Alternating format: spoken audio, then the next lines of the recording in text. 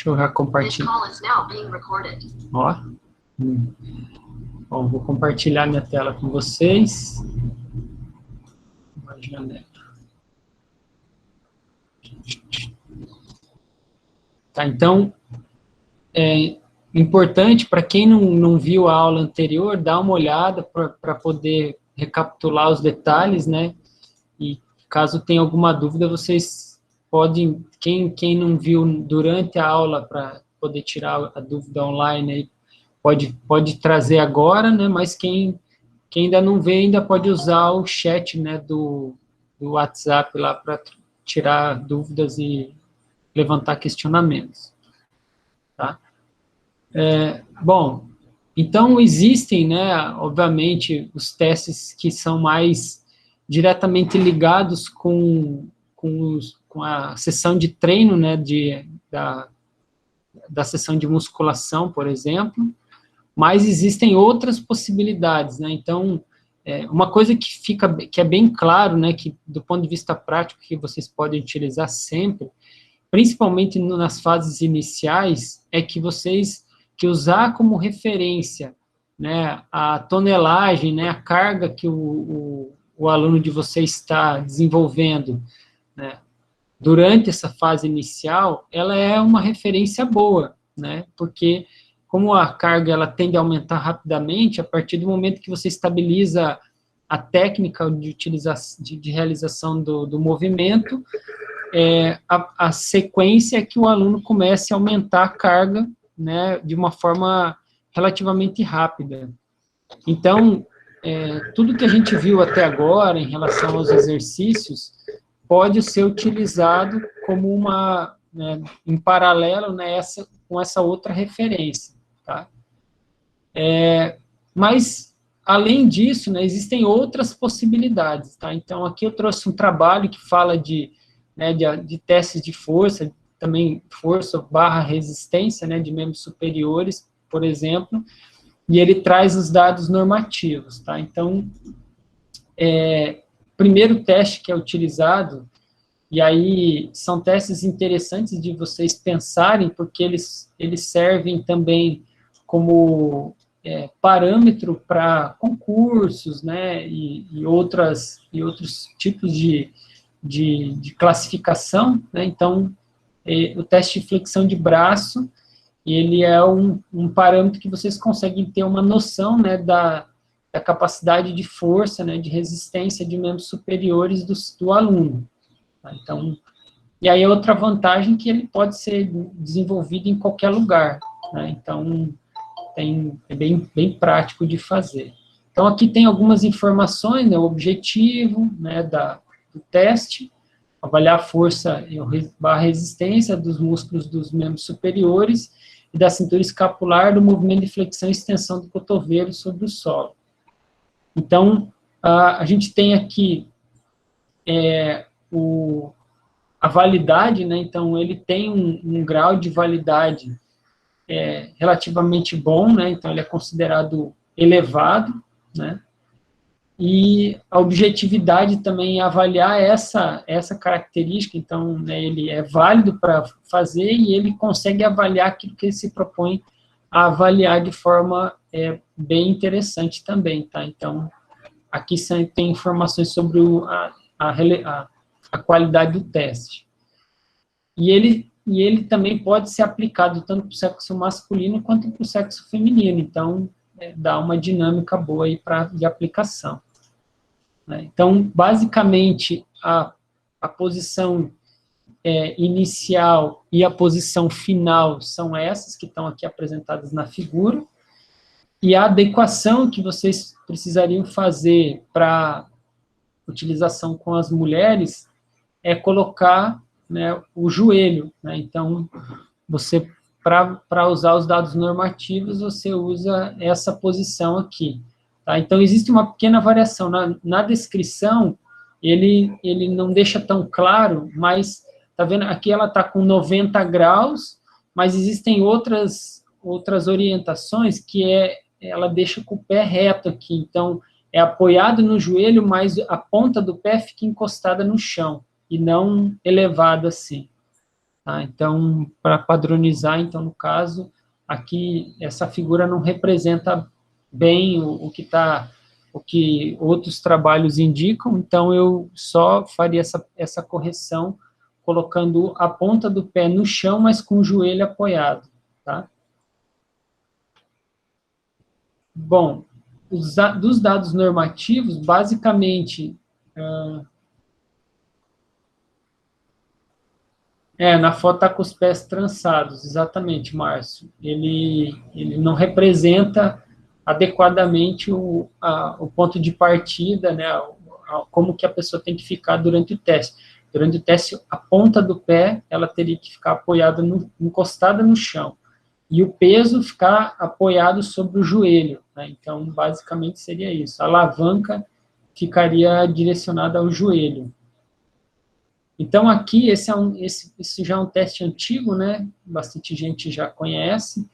Ele foi validado, essa normatização, ela foi padronizada pelo Pollock, e ela segue a adequação por faixa etária, né, e pelo gênero, tá? Então, masculino e feminino. Então, por exemplo, para uma pessoa de 19 anos do sexo feminino ser classificada como excelente, ela tem que fazer pelo menos 33 flexões, tá? Então, é bem simples de localizar aqui, né? Não vejo muita dificuldade. Então, por exemplo, uma pessoa de 43 anos do sexo masculino. Então, 40 a 49 do sexo masculino. Então, você vai ver nessa coluna aqui qual foi o número de repetições que a pessoa fez. Se ela fez, sei lá, 4 repetições, ela está abaixo, né, do número 9 aqui, então, ou seja, ela é classificada como ruim, né? Ela tem uma baixa capacidade de força de membros superiores.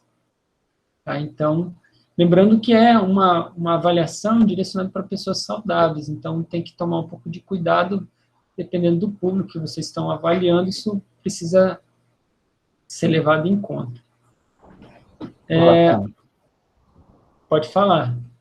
Só para fazer um comentário, eu passei por a seguinte situação quando eu estava como professor substituto na UFRN em 2016. Logo que eu entrei, recebi do chefe do departamento, na época era o professor João Batista, uma notificação da KR solicitando uma parceria. E o que aconteceu? Um funcionário da KR morreu afogado numa... Eu não lembro em que cidade do interior do estado, não sei se vocês lembram desse caso também. Repercutiu bastante na mídia local. E basicamente o que eles queriam era que o departamento fizesse uma avaliação de forma a julgar o risco que esses funcionários da KR estavam para afogamento.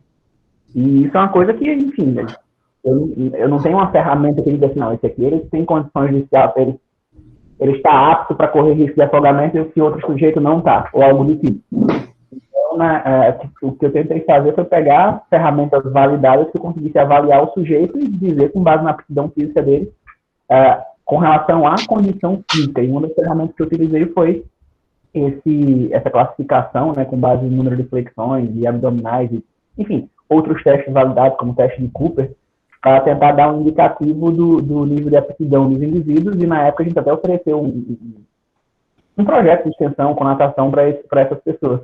Mas só para comentar a respeito da aplicabilidade disso num outro contexto, fora, por exemplo, do que se usa em concurso.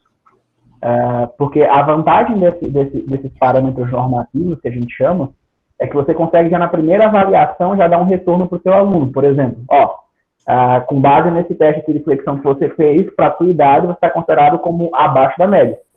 Então, vamos tentar aqui chegar pelo menos na média, ou acima da média, estabelecer um objetivo de forma mais clara, né? Para não ficar só naquele, avaliei primeiro agora, vou ter que esperar daqui 2, 3 meses, quando fizer a segunda avaliação, para poder dizer alguma coisa, né?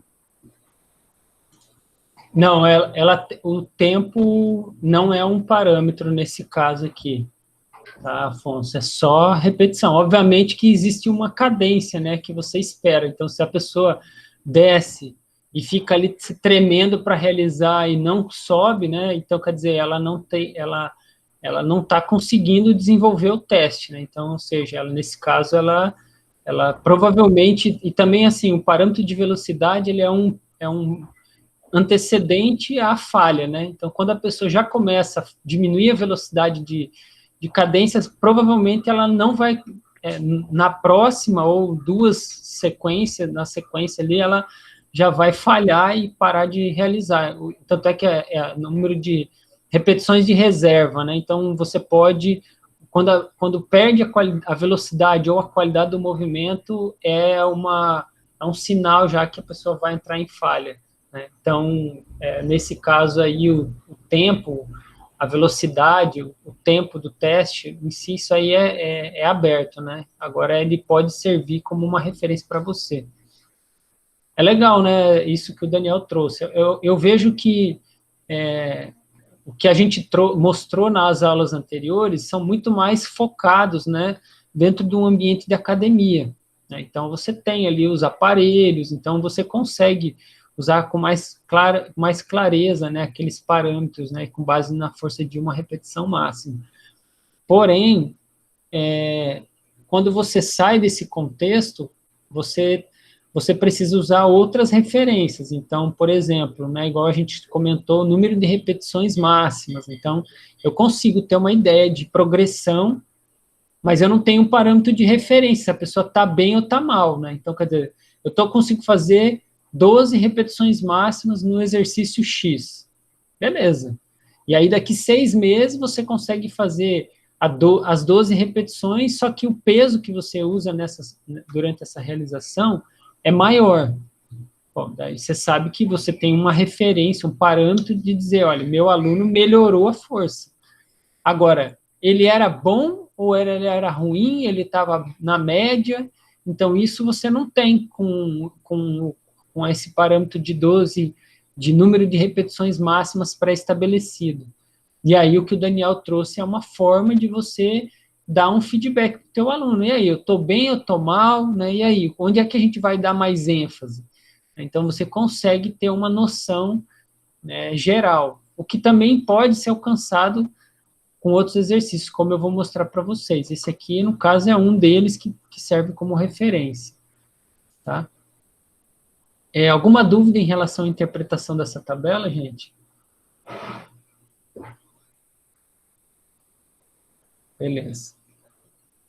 Estou considerando o Vinícius aí como a representação da maioria. Ok, pessoal, ok. Beleza. Aí também tem um outro teste, que é o teste de puxada em suspensão na barra.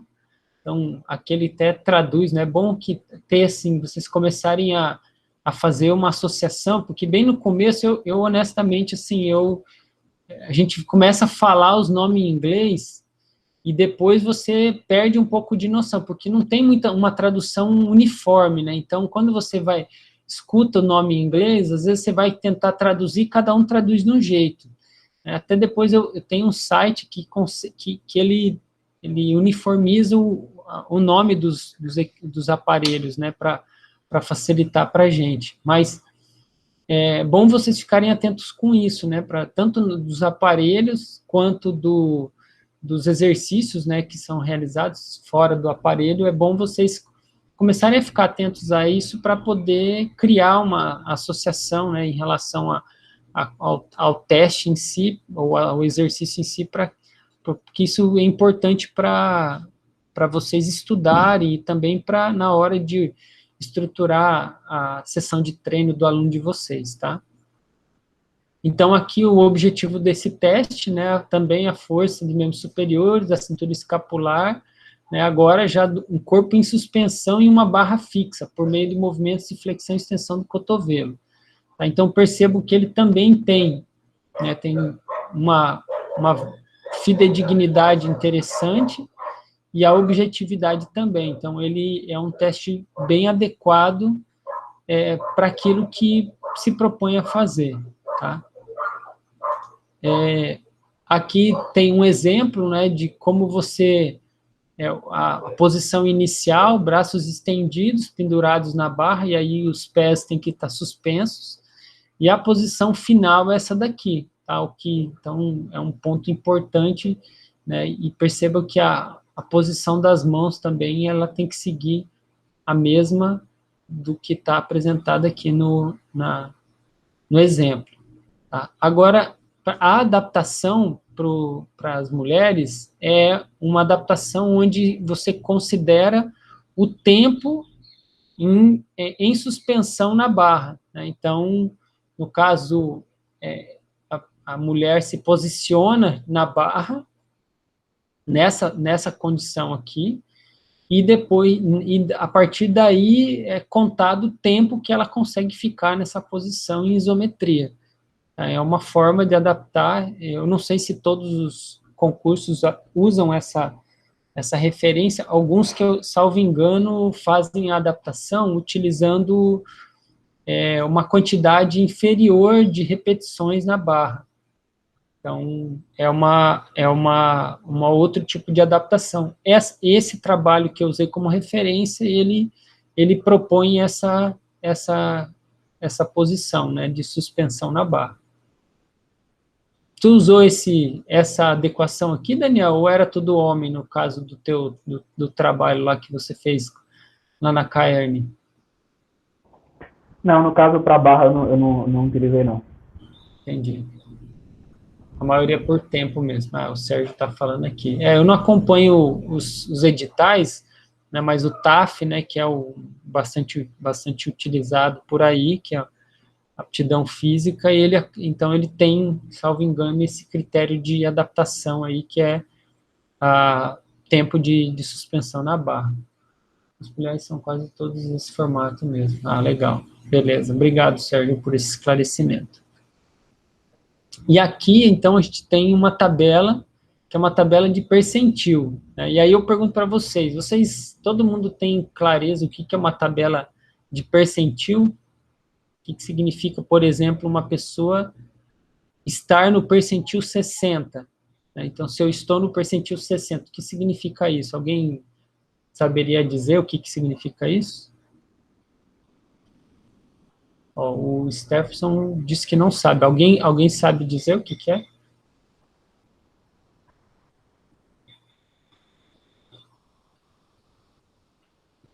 Tranquilo, então beleza. Acho que vale então explicar com detalhes. Então imagina que isso aqui é uma forma de você criar uma categorização com base numa amostra específica. Então, vamos lá, se você tiver no estabelecimento lá no seu trabalho a possibilidade de avaliar e registrar, né, todas as medidas que você desenvolveu, imagina que, por um acaso, você está trabalhando com, sei lá, um público que é específico, né, sei lá, senhoras que fazem, né, mulheres que com 45 a 50 anos de idade.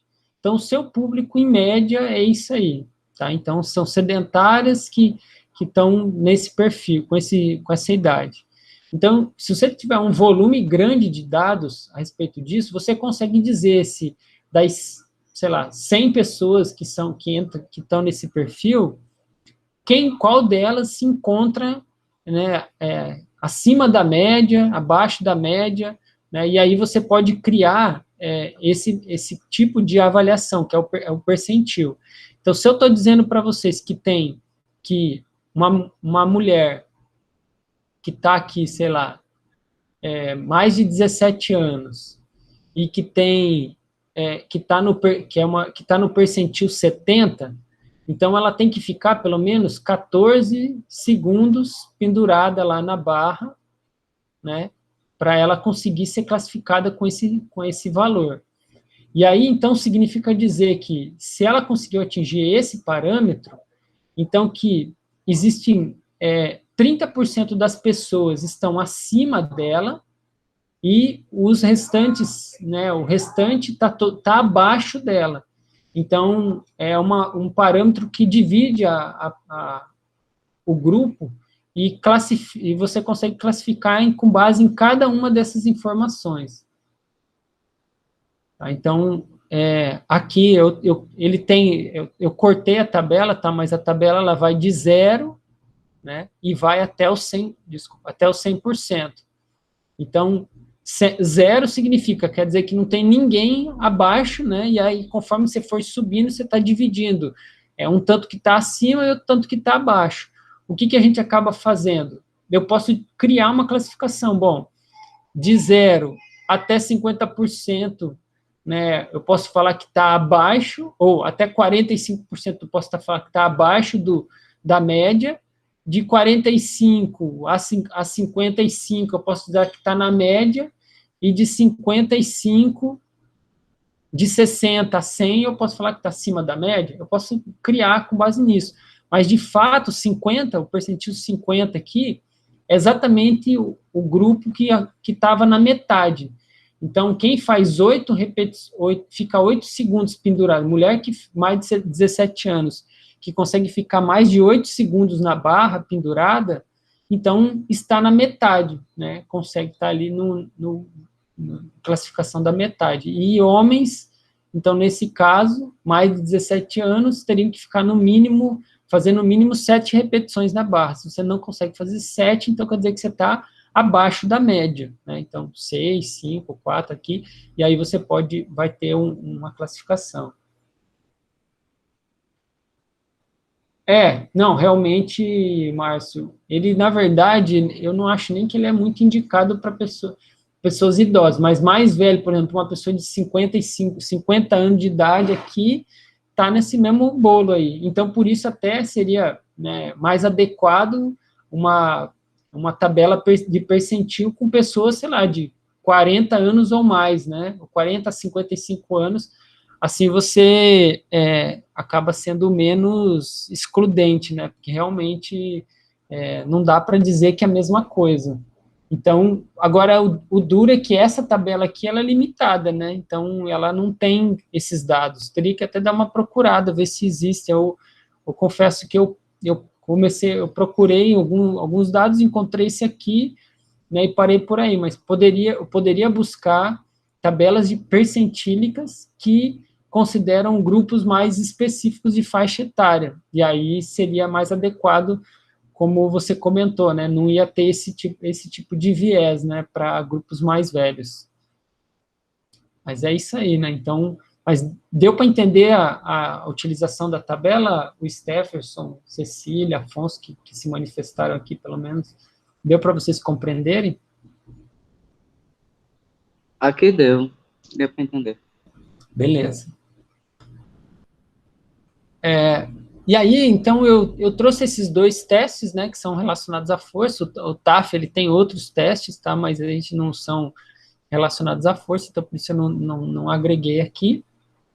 E queria mostrar para vocês outras possibilidades, tá? Então, eu trouxe esses porque eles têm os dados normativos, mas, de fato, lembrando que, na prática, como se o objetivo não for identificar qual é a classificação do seu aluno, para você ter parâmetro de antes e depois, qualquer teste você poderia utilizar como referência, tá? Então, de usar o valor agora e depois de um tempo ver como essa pessoa ficou, tá? Então, vamos supor que eu não tivesse os dados normativos de nenhum desses 3 testes que eu mostrei para vocês, né? A prancha, a flexão de barra, ou a flexão de braço no solo, então nenhum desses 3 você poderia usar como parâmetro o antes e o depois, mas você não saberia qual é o estado atual do teu aluno na primeira avaliação, tá? Então, para esse teste, né, ele é um teste interessante, porque ele não só avalia mais especificamente a resistência de membros superiores, mas ele está mais avaliando a força do core, né? Então, do ponto de vista prático, né, e também relacionado à saúde, qualidade de vida, principalmente, né, muitas pessoas têm dor nas costas, né, então tem dificuldades, e até uma forma de você preparar o aluno para um treinamento mais global, né, e evitar que ele tenha qualquer problema de distensão, ou problema nas costas em si. Então, você consegue, com esse teste aqui, você consegue ter essa noção. Tá? Então, é um teste muito simples, ele basicamente ele exige que você tenha mensure o tempo, né, em segundos que o teu participante, o teu aluno, ele consegue ficar nessa posição. Nesse caso, não tem distinção entre homens e mulheres, basicamente é isso. Só recomendo que coloque um colchonetezinho aqui, porque é muito desconfortável fazer assim, desse jeito. Né? E aí aqui, desculpa, né, precisa em segundos, mas no caso você vai ter um contínuo, né?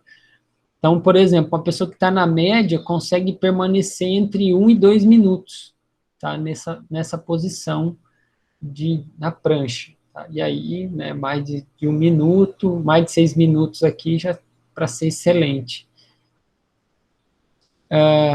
Aqui, esse aqui é um valor, é uma classificação genérica, tá? Genérica no sentido, eu peguei as médias dos dois grupos, homens e mulheres, e por idade, e somado tudo isso, você tem esses valores aí. Agora, se você quiser saber o percentil homem e mulher, esportista ou não esportista, então você pode usar essas tabelas, né? Aqui, então, ela coloca homens e mulheres juntos, esportistas e não esportistas. Então, por exemplo, para você estar na média, homem tem que estar em média de 110 segundos e mulher 72. Se você for não esportista, 83, se você for esportista, 123, tá? Então, desculpa, 104. Aí, ainda você pode ter aqui, então, mulher não esportista, né? E aí a média seria 70, e uma mulher esportista seria 87. Aí homem não esportista, 103, e um homem esportista seria 125. Então você vê que tem algumas variações, né? Então, de acordo com se a pessoa pratica algum tipo de esporte ou não, né?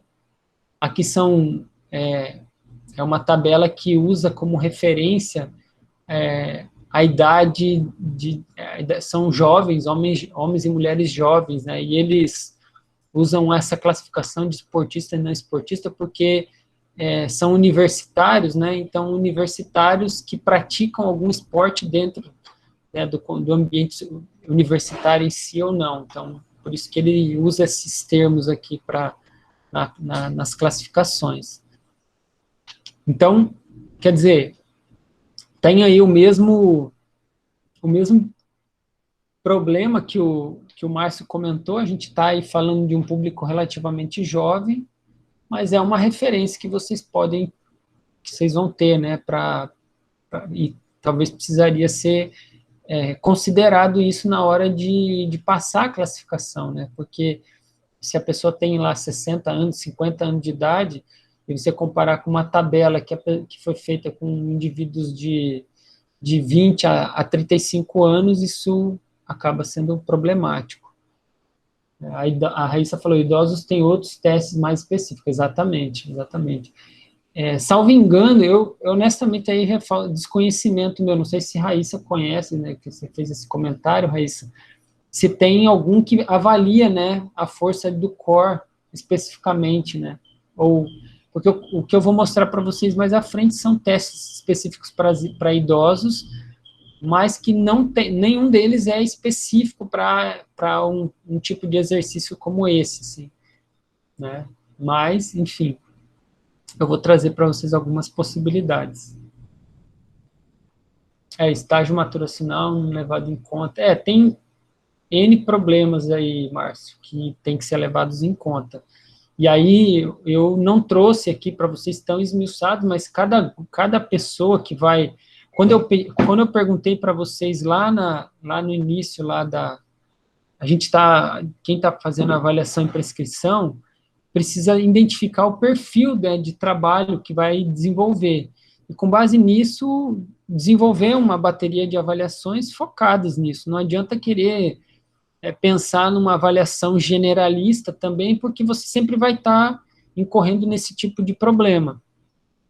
Então, é importante, até aqui, né, eu tenho pessoas que fazem algum tipo de esporte, fazem algum tipo de esporte. Aí, nesse caso, você utilizar essa referência, faz esporte, então preciso buscar parâmetros, testes que tenham esse tipo de parâmetros normativos para esse grupo.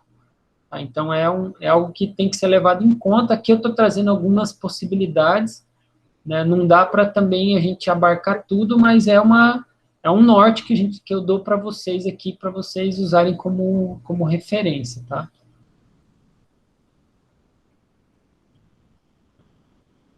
Ah, beleza, beleza.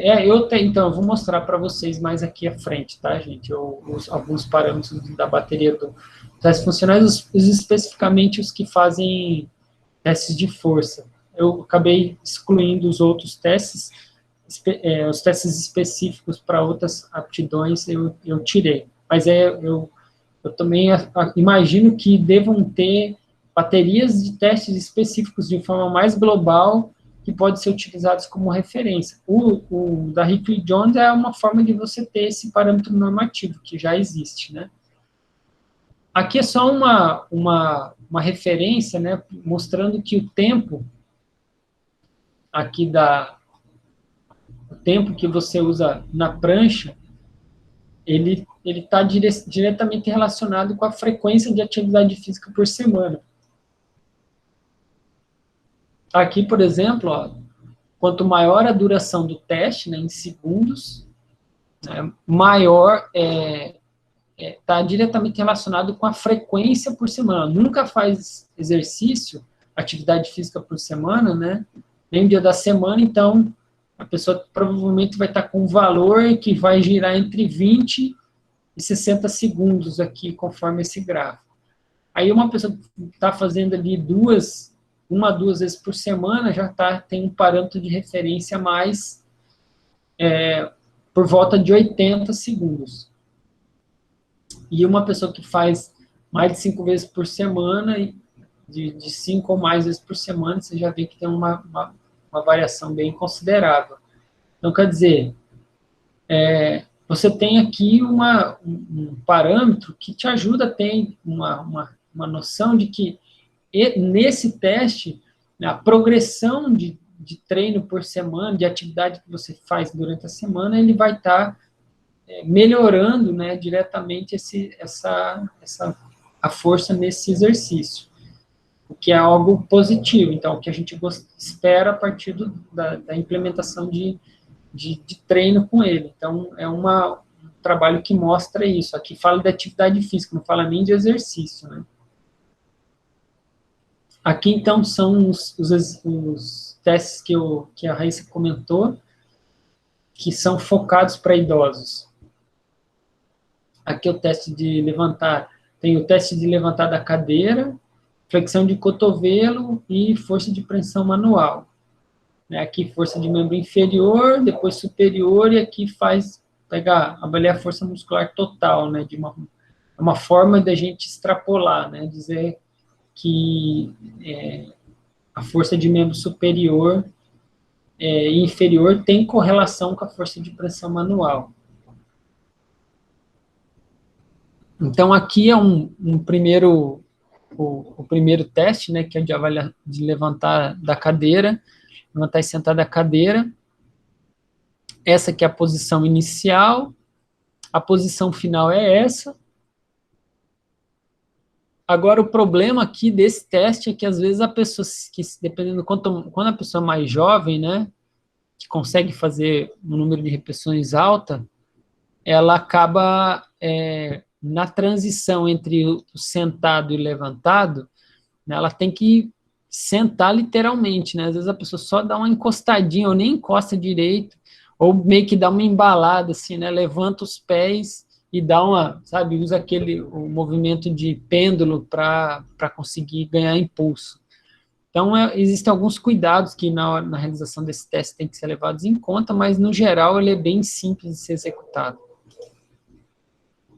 Aqui, né, os valores, né, de referência das repetições, né, da população americana, em média, e desvio padrão, né, considerando esse teste que eu acabei de falar para vocês.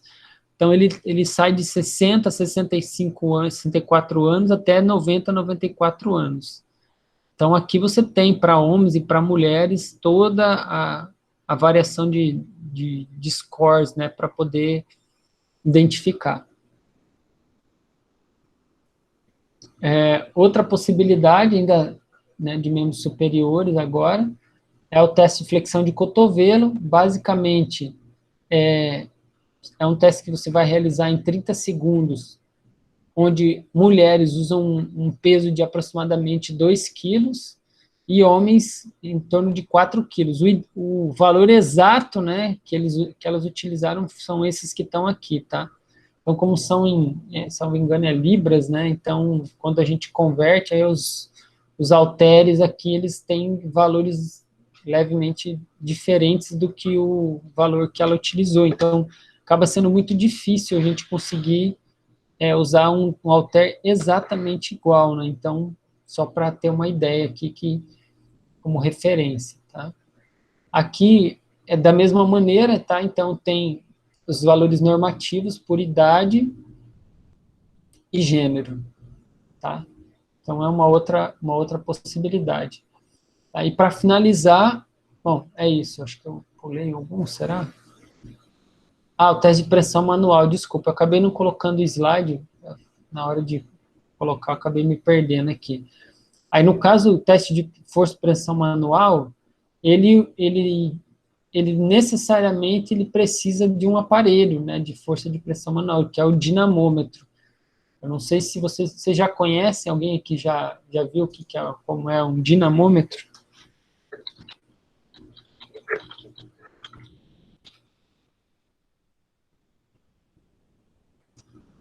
Então, eu vou só compartilhar aqui a tela, para quem não conhece, rapidamente aqui, vou mostrar para vocês, e aí a gente encerra essa primeira parte da aula, eu vou conversar com vocês um pouco, e depois a gente evolui aí para outra parte, tá? É aqui, ó, o dinamômetro é esse aparelhinho aqui, tá aqui. Bom, vocês podem ver esse aqui, ele está em torno de quase R$200, né, mas tem, ó, um pouco mais barato, um pouco mais caro, né? Então, esses são os dinamômetros que eles servem como uma forma de você avaliar a força global, né? E o valor que sai aqui, então a gente tem uma tabela, eu vou compartilhar depois com vocês, eu acabei não colocando aqui porque esses dados eu tive que atualizar essa aula e eu só consegui fazer isso agora. Então, o dinamômetro, ele é um parâmetro adicional, né? Então, ele não atende bem esse perfil que eu comentei com vocês. Eu não sabia, no Detran, para renovar a carteira, agora tem que fazer o teste de força no dinamômetro. Deve ter alguma relação, né, entre perda de força e acidente, né, de carro, né? Deve ser por isso que eles colocaram esse parâmetro. Bom, por hora e dessa parte é isso. Aí agora eu queria abrir para vocês fazerem comentários, dúvidas, questões, e aí depois eu entro nessa outra parte da aula aqui que eu tinha ficado de trazer para vocês. A moto com certeza, né?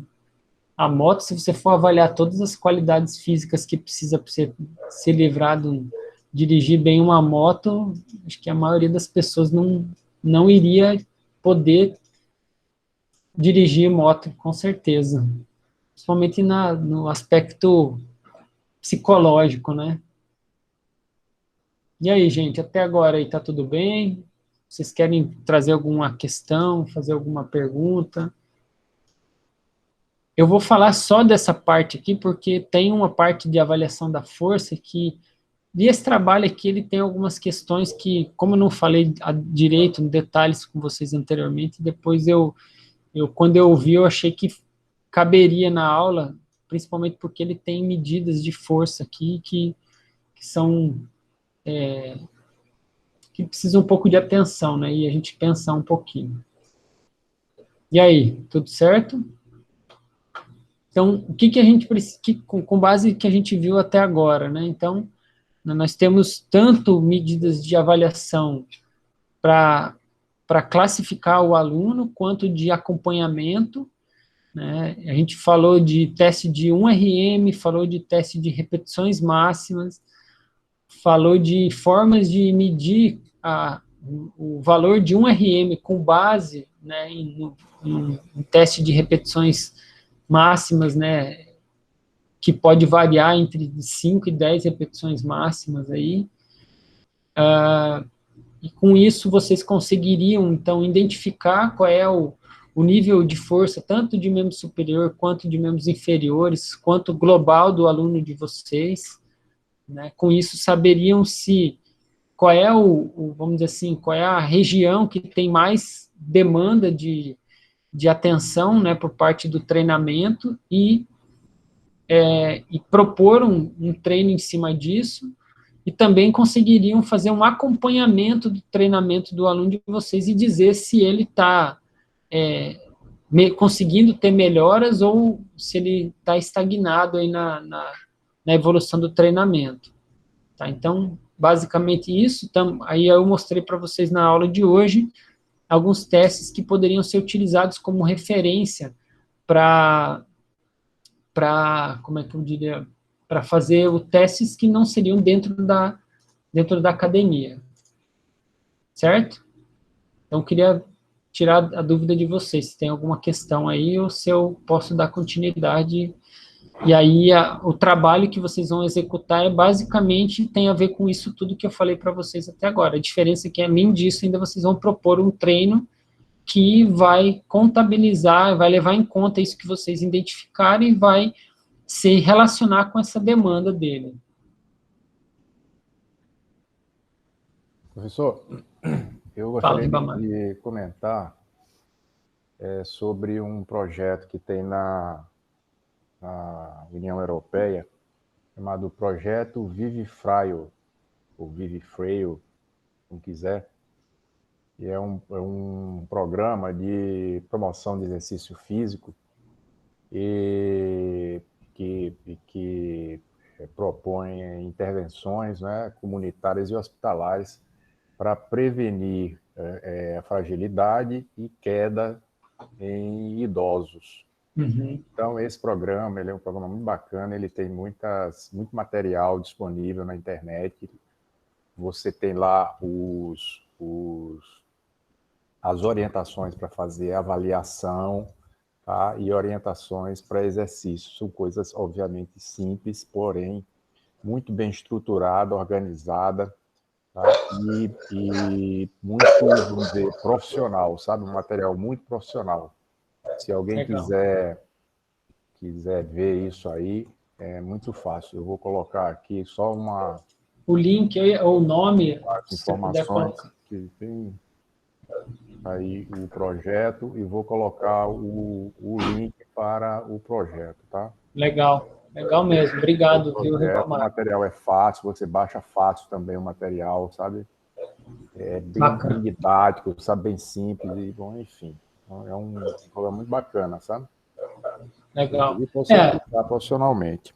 O que você está trazendo aqui, Ribamar, né? A coisa de se simples ou não, que aqui na prática, esses testes que a gente está desenvolvendo, eles precisam ser simples, né? Eles precisam ser práticos, né? Então, senão, o que acontece vira igual o teste de 1RM, né? Então, quer dizer, ele é mais complexo e ninguém faz. Uhum. O que não dá para a gente aceitar, né, fazer um processo de intervenção com uma pessoa e não tem nenhum tipo de acompanhamento, né? Então, e aí, obviamente, ter uma noção de referência, né, com base no nível de força que o aluno está, se ele está evoluindo, dar esse tipo de retorno é essencial, né? Então, precisa ser algo simples e prático para conseguir ser feito no dia a dia, né? Com certeza. Mais alguma observação, gente? Eu vou compartilhar minha tela de novo. Deixa eu só parar essa aula aqui, eu vou fazer um corte aqui